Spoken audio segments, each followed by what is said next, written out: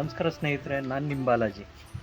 ಸ್ನೇಹಿತರೆ, ಮೈಸೂರಿಂದ ಸುಮಾರು 55 ಕಿಲೋಮೀಟ್ರ್ ದೂರದಲ್ಲಿ ಹುಣಸೂರಿನ ಪಕ್ಕದಲ್ಲಿ ಉದ್ಭವ ಗಣಪತಿ ದೇವಸ್ಥಾನ ಒಂದಿದೆ. ನಿಮಗೆ ಗೊತ್ತಿಲ್ಲದೆ ಇರೋವಂಥದ್ದು, ಇದು ಮೂಡಿರೋವಂಥ ವಿಗ್ರಹ. ಬನ್ನಿ, ನಿಮಗೆ ದರ್ಶನ ಮಾಡಿಸ್ತೀನಿ.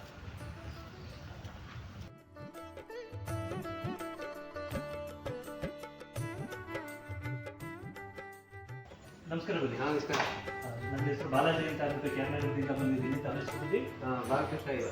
ಬುದ್ಧಿ, ಈ ದೇವಸ್ಥಾನದ ಬಗ್ಗೆ ಒಂದು ಚೂರು ಮಾಹಿತಿ ಕೊಡಿ. ಇದು ಎಷ್ಟು ವರ್ಷದ ಹಳೆ ದೇವಸ್ಥಾನ? ಇದು 404ನೇ ತಲೆಮಾರು.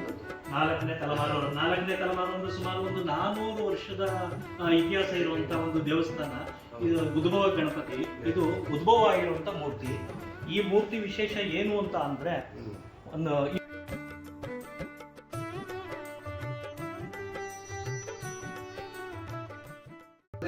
ಮಾಡ್ಕೊಂಡ್ರೆ ಎಲ್ಲಾ ಕೆಲಸ ಇದ್ದು ಗುಡಿ ಇಷ್ಟು ದೊಡ್ಡದಾಗ ಮಾಡ್ಕೊಂಡಿದ್ದಾರೆ. ಅವರ ಕೆಲಸ ಅವರ ಆಗುವಷ್ಟು ಕೆಲಸ ನಡೆದ ಏನೇ ಹರಿಸ್ಕೊಂಡ್ರು ಸ್ವಾಮಿ ನೆರವೇರಿಸ್ತಾರೆ ಅನ್ನೋದನ್ನ ನೀವು ಹೇಳ್ತಾ ಇದ್ದೀರಿ. ಈ ಮೂರ್ತಿ ವಿಶೇಷತೆ ಏನಿದೆ ಬುದ್ಧಿ?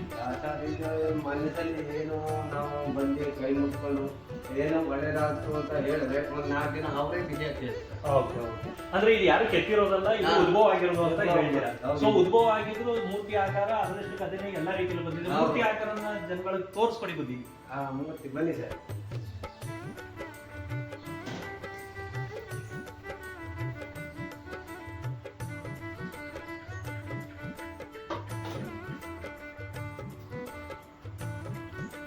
ನೋಡಿ, ಕಿವಿ, ಹಣೆ, ತಲೆ,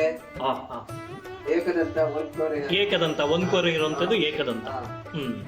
ಸಲ್ಲಿಗೆ ಇದು ಎಡಮುರಿ.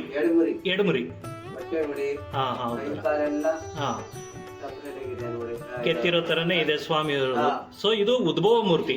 ಸುಮಾರು 400 ವರ್ಷಗಳ ಇತಿಹಾಸ ಇರುವಂತ ಈ ಉದ್ಭವ ಮೂರ್ತಿ ಮೈಸೂರಿನಿಂದ ಕೇವಲ ಬರೇ 50-55 ಕಿಲೋಮೀಟರ್ ಅಂತರದಲ್ಲಿದೆ. ಸ್ನೇಹಿತರೆ, ನಿಮಗೆ ಗೊತ್ತಿಲ್ಲದಿರುವಂಥದ್ದು ಏನಪ್ಪಾ ಅಂತ ಅಂದ್ರೆ, ಇದು 500 ವರ್ಷಗಳ ಹಳೆಯದಾಗಿದ್ರು ಕೂಡ ಇದರಲ್ಲಿ ನಡೆಯುವಂಥ ಸತ್ಯಾಸತ್ಯ ಘಟನೆಗಳು ತುಂಬಾ ನಡೆದಿದ್ದಾವೆ.